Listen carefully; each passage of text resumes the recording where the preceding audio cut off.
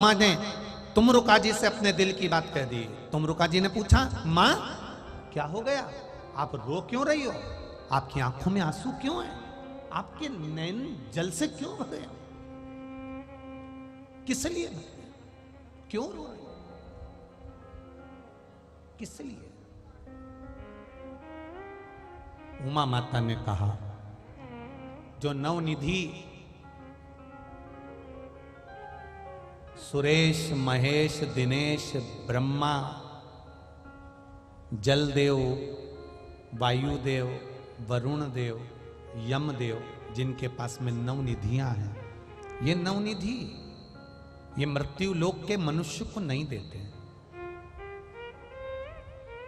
मैंने भी संकल्प लिया है कि मनुष्य को नवनिधि मिले, उसके लिए मैं ये तप कर रहा हूं। पर महादेव तो मुझे वर नहीं दिए, भगवान महेश तो मेरे को आशीर्वाद नहीं दिए नवनिधि का और चले गए।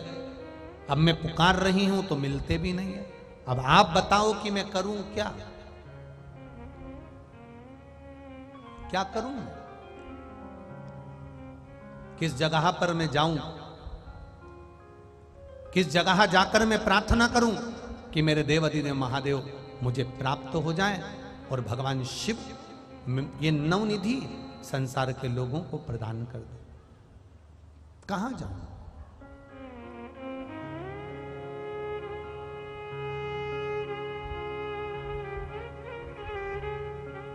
तुमरुका जी ने स्थान बताया,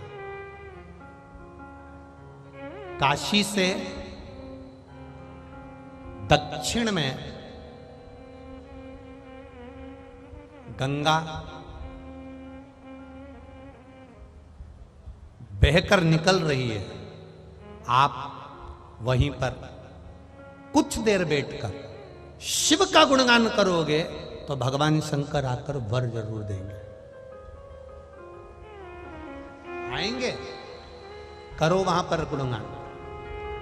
माता उमा देव अधिदेव महादेव का नाम लेकर तुमरुका जी से निवेदन कर कर, तुमरुका जी के शब्द सुनकर कोई ज्ञान देने वाला मिले, शिव भक्ति को प्रदान करने वाला मिले। शंकर भगवान खुद आकर आपको मार्ग नहीं बताते, शिव किसी को जन्म दे देते हैं पृथ्वी पर जो आपको मार्ग बता देगा, उस पर चल लिए तो निकल भगे। वो आएगा, बताएगा। मेरा महादेव नहीं आएगा, पर मेरे महादेव किसी ना किसी को भेज देगा और तुम्हारा मार्ग बता देगा।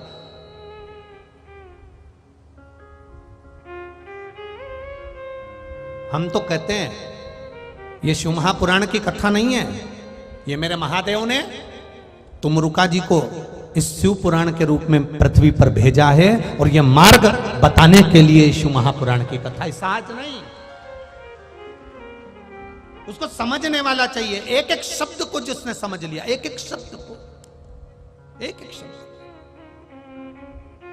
इतने पत्र हैं, ढेर लगा हुआ है पत्रों का, एक एक पत्र को, ये पत्र हमारे साथ सीओर नहीं जाते, ये पत्र हमारे साथ कहीं नहीं जाते, ये पत्र यहीं रहते हैं। उसमें मोबाइल नंबर रहता है, गांव का नाम रहता है, स्थान का नाम रहता है। किसी को संशय हो तो इन पत्रों में से मोबाइल नंबर लिखा कर, एड्रेस निकाल कर उनके घर जाकर भी पता कर सकते हो कि तुमने क्या करा था, तुमने शंकर का गुणगान क्या करा था। कहीं सियोर वाला महाराज ने कहीं तुमको कुछ दे तो नहीं दिया था कि तुम जाकर वहां पर सामने खड़ी हो जाना, या तुम और हमको तो किसी का भाग्य लिखना भी नहीं आता कि हम किसी कागज पर लिखकर आपका भाग्य बता दें कि तुम क्या करने वाले हो और कहां से आए, हमको नहीं आता।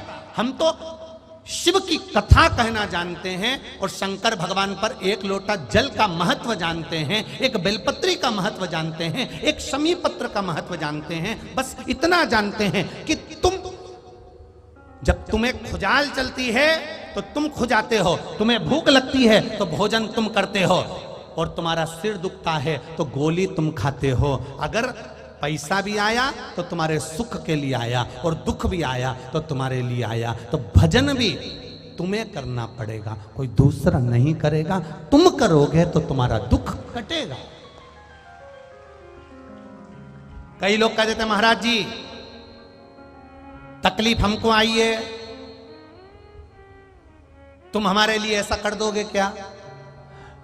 अब जिनको करना होगा वो तो कर देंगे कि भैया चलो कुछ नहीं तो 25-50 हजार रुपए मिल जाएंगे, मैं तुम्हारे लिए सब कर दूंगा और फिर तुम कुछ भी नहीं होगा। और कई होंगे जो तुमसे कह देंगे कि लाओ दे दो 50,000, लाओ दे दो 1 लाख, लाओ दे दो 25,000, लाओ दे दो 30,000, मैं तुम्हारे लिए ऐसा कर दूंगा। पर यहाँ शिव महापुराण की कथा कहती है कि भूख लगी तो भोजन तुम्हें करना है, सिर दुखा तो गोली तुमको खाना है, दर्द हुआ तो बाम तुमको लगाना है, उसी तरह छींक आई तो छींकना भी तुमको पड़ेगा, तुम्हारे बत्तल का पड़ोसी नहीं छींकेगा। उसी तरह दुख आया है तो तुम्हें ही काटना है, कोई दूसरा नहीं काटेगा।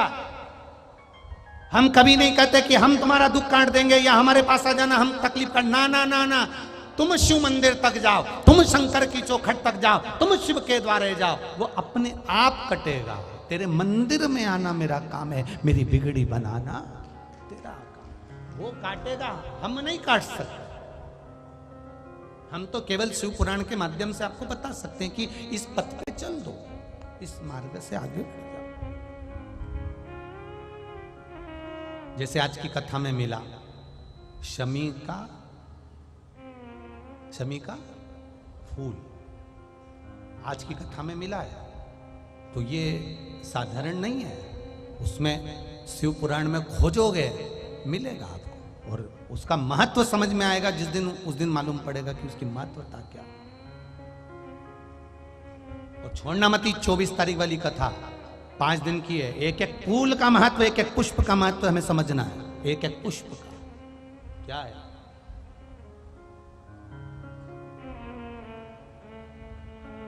शिव तत्व को जानने का मौका मिला है। शिव तत्व पहुंच गए और मां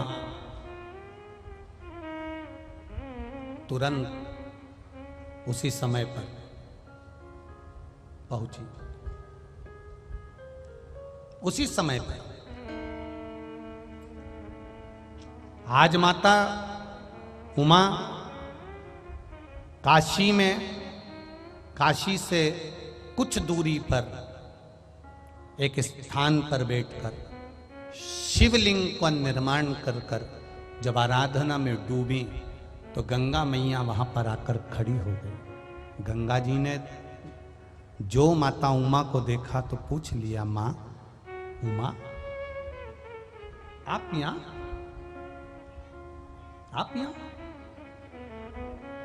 मेरे भीतर बहुत कष्ट है, मेरे भीतर बहुत कष्ट है। उस कष्ट को मिटाने के लिए मैं महादेव को पुकार रही हूं, पर मेरे महादेव नहीं आए।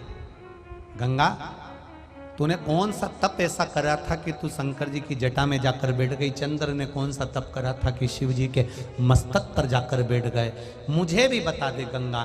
गंगा वहीं से उत्तर की ओर जब वहां पहुंची है तो अपने मार्ग को बदल लेती है, और वहीं पर जिस स्थान पर मां उमा ने शिव जी को गंगा का जल चढ़ाकर आराधना करना प्रारंभ करी, वहीं देवाधिदेव महादेव प्रकट हो गए और शिव जी का नाम शूलटंकेश्वर महादेव पड़ गया। बोल शूलटंकेश्वर महादेव की। काशी से 15 किलोमीटर की दूरी पर दक्षिण में आज भी शूलटंकेश्वर महादेव विराजमान है, जहां पर माता उमा ने भगवान शिव की आराधना करी थी। शिव प्रकट हुए, शिव सम्मुख, शिव सम्मुख सामने भगवान शिव सम्मुख। और जब मेरा देवाधिदेव महादेव सम्मुख में आ गए, जब मेरा बाबा सामने आया, कहा मांगो। उमा कहती हैं, प्रभु मैंने पहले भी आपकी तप साधना करी, आपका भजन करा, आपका कीर्तन करा, आपका मंत्र जाप करा, पर आपने मुझे वर नहीं दिया। आप उस समय पर भी चले गए, आज मुझे वर दे दीजिए। क्या वर चाहिए? बस मृत्यु लोक में रहने वाले मनुष्य को नवनिधियां प्राप्त हो ऐसा वर दे दीजिए। नवनिधि मृत्यु लोक में जितने मनुष्य हैं उनको मिल जाए, बस ये वर चाहिए। शंकर भगवान कहते हैं उमा तू कुछ अच्छा नहीं मांग रही, कुछ तू ठीक नहीं मांग रही। उमा ने कहा प्रभु सर्वे भवन्तु सुखी ना, सबके हित का ही तो मैंने मांगा है, सबके लिए ही तो मैंने मांगा है, सबके हित। जब मैं सबके हित का मांग रही हूं तो फिर उसमें गलत क्या है? गलत क्या है?